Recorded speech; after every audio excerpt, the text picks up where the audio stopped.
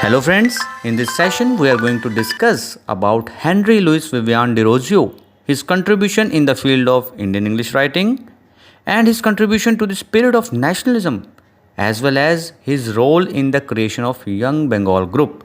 And दोस्तों साथ ही साथ the role played by Hindu College Calcutta towards the propagation of English studies in India. Friends, step by step इस topic को इस तरह से समझेंगे एकदम ईजिली ताकि इससे रिलेटेड कोई भी क्वेश्चन अगर एग्ज़ाम में पूछा जाए तो आप इसे ईजिली टैकल कर सको, आराम से लिख सको। सो दोस्तों सबसे पहले हम ये जान लेते हैं कि जो डिरोजियो थे he is the most renowned among the early Indian English authors after Raja Ram Mohan Roy. Early Indian English authors की बात हो रही दोस्तों, means the name which comes after Raja Ram Mohan Roy when we are particularly talking about the early Indian English authors, the name is Henry Louis Vivian Derozio. दोस्तों डिरोजियो जी के बारे में जानने के लिए हमें जानना पड़ेगा हिंदू कॉलेज कलकत्ता के बारे में, because the story of Derozio is in a sense inseparable from the story of Hindu College Calcutta because he served as a teacher of English in Hindu College Calcutta। वहाँ पर ये टीचर रह चुके थे इंग्लिश के, जहाँ इनकी लाइफ में काफ़ी कुछ मतलब गहरा असर पड़ता है और साथ ही साथ ये दूसरों की ज़िंदगियों को प्रभावित करने में भी सफल रहते हैं। So friends, while discussing about Hindu College Calcutta, we will be able to answer how this college has played an important role towards the propagation of English studies in India। Propagation means transmission, spread। किस तरह से इस college ने role play किया है English studies को transmit करने में। ठीक है दोस्तों, ईस्ट इंडिया कंपनी के बारे में हम सब जानते हैं। तो इन अर्ली 19th सेंचुरी क्या होता है, this company pushed into action in areas other than trade. जैसे कि हम यहाँ एजुकेशन की बात करेंगे, उन्होंने इंटरफेयर करना शुरू कर दिया एजुकेशन सिस्टम में भी, और उनका कहना था कि this is for the educational advancement of Indians. Basically अपने काम को ईजी करना चाहते थे। कंपनी का जो एजुकेशन पॉलिसी फ्रेमवर्क था वो ब्रिटिश पॉलिसीज़ के अकॉर्डिंग था, और कंपनी ने सेवरल सिटीज़ में कॉलेजेस सेटअप करना शुरू कर दिए इंडिया में, जैसे कि कलकत्ता, पूना, दिल्ली एंड आगरा में। फ्रेंड्स कॉलेज सेटअप हो गए, नाउ एजुकेशन भी देनी है बच्चों को, तो वहाँ क्या पढ़ाया जाए। तो as suggested the policy framework came from the British government, और उनके अकॉर्डिंग क्या था, ऑल द कॉलेजेस मोर और लेस यानी कि लगभग almost were centres of oriental learning. आपको अभी यहाँ समझना है ओरिएंटल लर्निंग क्या होता है और ऑक्सीडेंटल लर्निंग क्या होता है। फ्रेंड्स सिंपल है, पूर्व और पश्चिम मूवी देखी है आपने मनोज कुमार जी की। ओरिएंटल मीन्स पूर्व के देशों का, ऑक्सीडेंटल मीन पश्चिमी देश, जैसे हमारे यूरोपियन कंट्रीज़ हो गए, नॉर्थ साउथ अमेरिका, बेसिकली ये वाले रीजन। और अगर हम ओरिएंटल की बात करते हैं यानी कि पूर्व के देश, यानी ईस्टर्न एशियन रीजन की बात कर लो। ठीक है, तो इतना आप याद रखें, पूर्व और पश्चिम।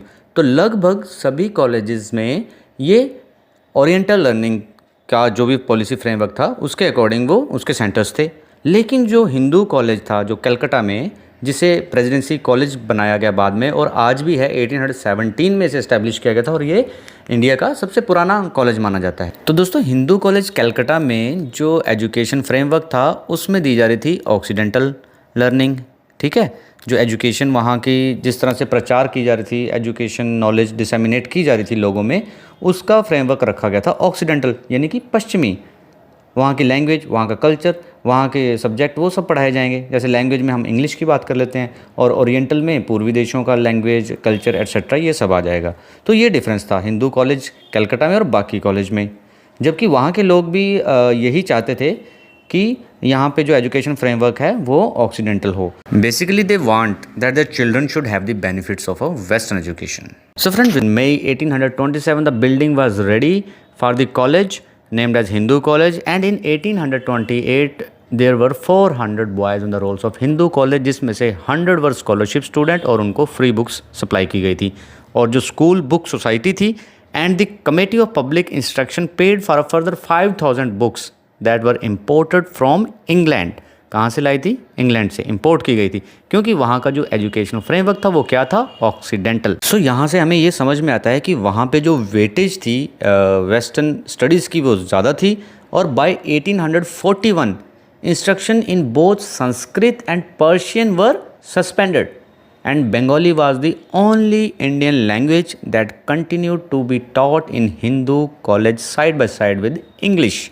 इंग्लिश के साथ बंगाली पढ़ाई जाने लगी और बाय 1841 जो संस्कृत और पर्शियन को वहाँ से सस्पेंड कर दिया गया। समझ गए दोस्तों। So with the passage of time the Hindu college emerged as a showpiece of education as per the Western system, और quick development of Hindu college provide a pretext for further British intervention in the Indian education. ठीक है दोस्तों, इस तरह के educational institution में पढ़ाने के लिए जो फैकल्टी मेंबर्स हैं वो या तो खुद वेस्टर्नर होते या फिर वेस्टर्न आउटलुक वाले, वेस्टर्न दृष्टिकोण वाले होने चाहिए, तभी तो वो पढ़ा पाएंगे ना। संस्कृत वाला इंग्लिश थोड़ी पढ़ा पाएगा, ठीक है, क्योंकि उसने कभी पढ़ा ही नहीं है वो सब्जेक्ट, और वो तो वेस्टर्न कल्चर वेस्टर्न एजुकेशन की बात तो हो रही है यहाँ पर। तो इसलिए यहाँ पे हमारी एंट्री होती है हेनरी लुइस विवियन डिरोजियो की, जो कि जाने जाते हैं one of the earliest Indian faculty members of Hindu college appointed to teach English language and English literature. So friends, I think मुझे लग रहा है कि आपको अभी अंडरस्टैंडिंग होना शुरू हो गई है how Hindu college Calcutta has played a role towards the propagation of English studies in India. And साथ ही साथ हेनरी लुइस विवियन डिरोजियो की एंट्री के साथ हम जो आगे अभी पढ़ने वाले हैं उनसे और हमारे कंसेप्ट क्लियर होते जाएंगे, और थोड़ा लेक्चर लंबा हो सकता है दोस्तों, लेकिन 20 नंबर आपको ये देके जा सकता है। सो ध्यान से सुनिए दोस्तों। इनकी माताजी इंग्लिश थी और पिताजी was of mix Portuguese and Indian descent, means Eurasian parents थे। माताजी इंग्लिश थी और पिताजी पोर्टुगीज़। तो दोस्तों इनका जो पालन पोषण था, इनका जीवन उन्हीं में बीता, उसी कम्युनिटी में बीता जहाँ पे इस तरह के वेस्टर्न कल्चर को अपनाया जाता था, और उनकी स्पीच हैबिट्स, कपड़े पहनने का तरीका, रीडिंग, थिंकिंग सब उनसे ही प्रभावित थी और वैसी ही थी। तो अगर उनको ये बचपन, मतलब ये उस फैमिली में ना पैदा हुए होते तो उन्हें ये पोजीशन भी ना मिलती जो कि इस कॉलेज में उन्हें इंग्लिश टीचर की मिली है। His authority extended beyond the classroom into the movement known as the movement of the Young Bengal group, spearheaded by himself and some of his students। spearheaded means जिसकी शुरुआत, जिसे दिशा निर्देश करने वाले यही थे। फ्रेंड्स, ये हिंदू कॉलेज कलकत्ता में एज ए इंग्लिश टीचर कैसे अपॉइंट हुए थे ये हम समझते हैं। इन्होंने एक फेमस वर्क लिखा था the fakir of Jungheera, a romantic epic, and उसके बाद इन्हें अपॉइंट किया गया था गैजेट में, इंडियन गैजेट में एज एन असिस्टेंट एडिटर। फिर उसके बाद दोस्तों ये काफ़ी फेमस हो गए। His repute as a writer in English spread to such an extent that within a few years he was selected to teach English language and English literature at Hindu college. तो दोस्तों by 1828 the year Derozio was appointed to Hindu college, जब ये Hindu college में appoint हुए थे, English studies including English language और English literature and history had shown a steady rise of prestige. Prestige की भाषा मीन्स प्रतिष्ठा की, जिसको आती है उसका नाम है, शान है। दोस्तों कॉलेज में पढ़ाया जा रहा था शेक्सपियर के plays, Milton's Paradise Lost, Dryden, Pope, history of Greece, Rome and England, क्योंकि ऑक्सीडेंटल लर्निंग थी वहाँ पे, ठीक है, वेस्टर्न एजुकेशन दी जा रही थी। और हेनरी डिरोजियो जिन्होंने खुद वो वेस्टर्न लर्निंग ली है, वो इसको डिसेमिनेट कर रहे थे, इस अपनी आइडियोलॉजीज़ को इतने इफेक्टिव तरीके से अपने बच्चों तक पहुंचा सक रहे थे, अपने स्टूडेंट्स तक, कि उनके स्टूडेंट्स उनसे इतने प्रभावित थे कि उन्हें उनसे पढ़ना लिखना बहुत अच्छा लगता था, उनसे इंस्पायर होते थे, वो उनसे प्यार भी करते थे, और साथ ही साथ वो इतने उनसे प्रभावित थे कि वो अपने प्राइवेट मैटर्स में भी उनकी गाइडलाइन, उनकी एडवाइस, उनकी काउंसिल लेके आगे बढ़ते थे। फ्रेंड्स, नेक्स्ट इंपॉर्टेंट पॉइंट है यंग बंगाल ग्रुप और यंग बंगाल मूवमेंट। इसमें डिरोजियो का क्या रोल था। तो दोस्तों जैसे कि हमने पढ़ा कि बच्चे इनसे काफ़ी प्रभावित थे, तो ये कॉलेज के बाद अपने खाली समय में भी एकेडमिक एसोसिएशन नाम के डिबेटिंग क्लब में मिलते थे, जहाँ सेम विचारधारा वाले लोग इकट्ठे होते थे, जिन्हें वो रूढ़िवादी ऑर्थोडॉक्स विचारधारा पसंद नहीं थी। वहाँ पे इनके सोशल कल्चरल जो भी डिबेट होते थे, और वहाँ से कुछ डिस्कशन होती थी इनकी। तो दोस्तों ये जो ग्रुप था, इसकी स्ट्रेंथ बढ़ती गई और इसे यंग बंगाल ग्रुप का नाम दे दिया गया। बेसिकली ये वो ग्रुप था of Bengali free thinkers emerging from Hindu college. सारे के सारे मैक्सिमम हिंदू कॉलेज से जो पढ़ लिख कर आ रहे थे, डिरोजियो की विचारधारा से प्रभावित हो रहे थे।